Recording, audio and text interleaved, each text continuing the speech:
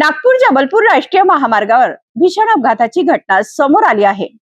मनसर येथील उडान पुलावर अज्ञात वाहनाने मोपेडला पाठीमागून जोरदार धडक दिल्याने 26 वर्षीय युवकाचा जागीच मृत्यू झाला, तर त्याच्यासोबत असलेला 25 वर्षीय युवक गंभीर जखमी झाला आहे।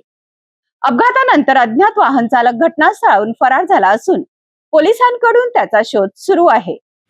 नागपूर जबलपूर राष्ट्रीय महामार्गावरील मनसर येथील उडान पुलावर बुधवारी सायंकाळी 4:30 वाजताच्या सुमारास हा भीषण अपघात झाला।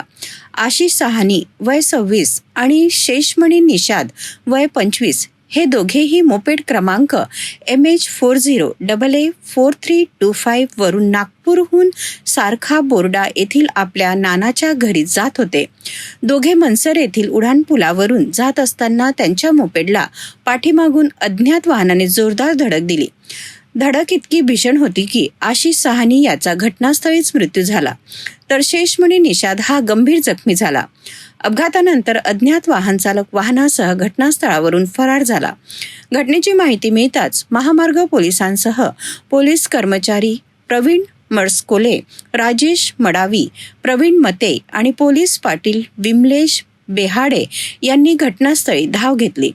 जखमी शेषमणी निषाद याला तातडीने उपचारासाठी रुग्णालयात दाखल करण्यात आले। दरम्यान मृतक आशिष साहनी याचा मृतदेह शवविच्छेदनासाठी रामटेक शासकीय रुग्णालयात पाठवण्यात आला आहे। अज्ञात वाहन चालकाचा शोध घेण्यासाठी पोलिसांकडून तपास सुरू असून या अपघाताचा पुढील तपास रामटेक आणि मनसर पोलिसांकडून करण्यात येत आहे।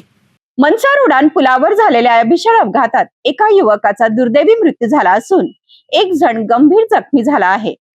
अपघातानंतर फरार झालेल्या अज्ञात वाहन चालकाचा पोलिसांकडून शोध सुरू आहे।